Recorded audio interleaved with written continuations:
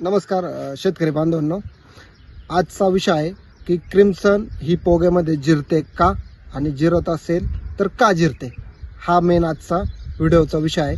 तर सगळ्यात महत्त्वाचं शेतकरी बांधवांनो, आज ह्या ठिकाणी आपण कसमध्ये एरियामध्ये व्हिजिट करत असताना ह्या प्लॉटची छाटणी तारीख आहे 9 ऑगस्ट आणि पेटची तारीख आहे 10 ऑगस्ट। जर बघितलं तर 17-18 तारखेपासून सतत या ठिकाणी हा बाग पोग्यात आला। 17 तारखेपासून तर 27 तारखेपर्यंत, म्हणजे आज सकाळपर्यंत 28 तारखेपर्यंत सतत पाऊस होता।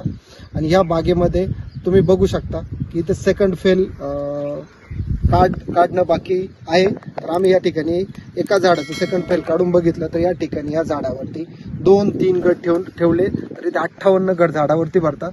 तर शेतकरी बांधवांनो, तर क्रिम्सन ही पोग्यामध्ये जिरत नाही, तर त्यासाठी काय उपाययोजना केल्या पाहिजे हे आपण या व्हिडिओमध्ये आज बघूया।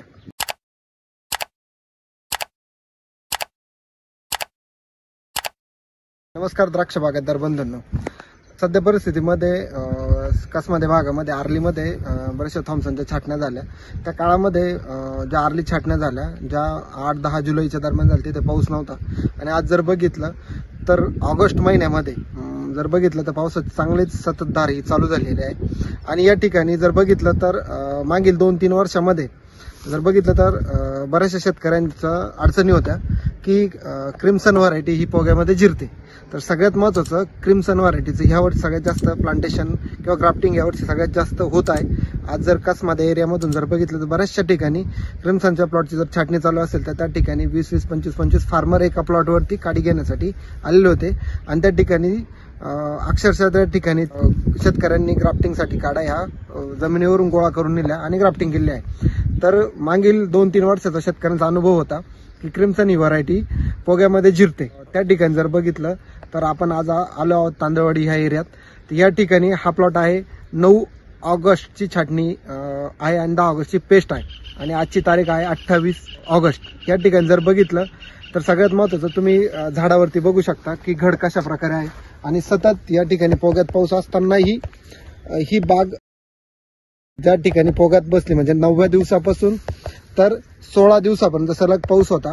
फेलफूटपर्यंत इथं पाऊस असल्यामुळे की असं वाटत होतं की ही बाग पण जिरून जाईल, पण ही बाग त्या ठिकाणी अपवाद ठरली। तर कारण काय आहे, तर सगळ्यात महत्त्वाचं शेतकरी बांधवांनो, ऑफ सीझनमध्ये जर तुम्ही चांगल्या प्रकारे जर ऑफ सीझनमध्ये जर द्राक्ष बागेमध्ये पाणी नियोजन व्यवस्थित असेल, त्यानंतर व्यवस्थित तुमच्याकडे कॅल्शियम मॅग्नेशियम पोटॅशचा जर पुरवठा व्यवस्थित असेल तर त्या ठिकाणी कितीही पाऊस झाला तर बाग ही जिरत नाही।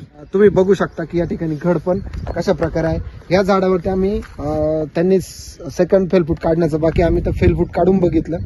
2-3 घड या झाडावरती ठेवलेले आहे। तर या ठिकाणी या झाडावरती 2-3 गट ठेवून पण 57 ते 58 गट या झाडावरती भरत आहे। तर याचं फक्त आणि फक्त मुख्य कारण जर बघितलं तर फक्त या ठिकाणी त्यांनी डबल इनलाईन या ठिकाणी टाकलेली आहे। आणि डबल इनलाईनमुळं जर तुम्ही बघू शकता, डबल इनलाईन जर टाकेलं असेल तर योग्य प्रमाणात पाणी नियोजन होतं आणि त्या ठिकाणी झाडामध्ये स्टोरेज पण चांगल्या प्रकारे भरलं जातं। आणि स्टोरेज जर भरलं गेलं तर त्या ठिकाणी सगळ्यात महत्त्वाचं, तुमच्याकडं पोगा अवस्थेमध्ये किती जरी सतत पाऊस चालू राहिला तर तो माल जिरत नाही। आणि बऱ्याचशा शेतकऱ्यांची भावना अशी होती की क्रिम्सन व्हरायटी ही पोग्यामध्ये जिरते। तर सगळ्यात महत्त्वाचं, जर तुमच्याकडे तुमच्या झाडामध्ये स्टोरेज चांगला असेल, तुम्ही ऑफ सीझनला चांगले कामं केले असतील, त्या ठिकाणी कॅल्शियम मॅग्नेशियम पोटॅशचा जर व्यवस्थित पुरवठा केला असेल, फॉस्फरस चांगला वेलीमध्ये स्प्रेच्या माध्यमातून तुम्ही जर व्यवस्थित फॉस्फरस आणि पोटॅश व्यवस्थित अवेलेबल केला असेल ऑफ सीझनमध्ये, त्या ठिकाणी झाडामध्ये स्टोरेज असेल तर नक्कीच तुमच्याकडे माल हा पोगा अवस्थेमध्ये कितीही पाऊस पडला तर जिरत नाही। धन्यवाद।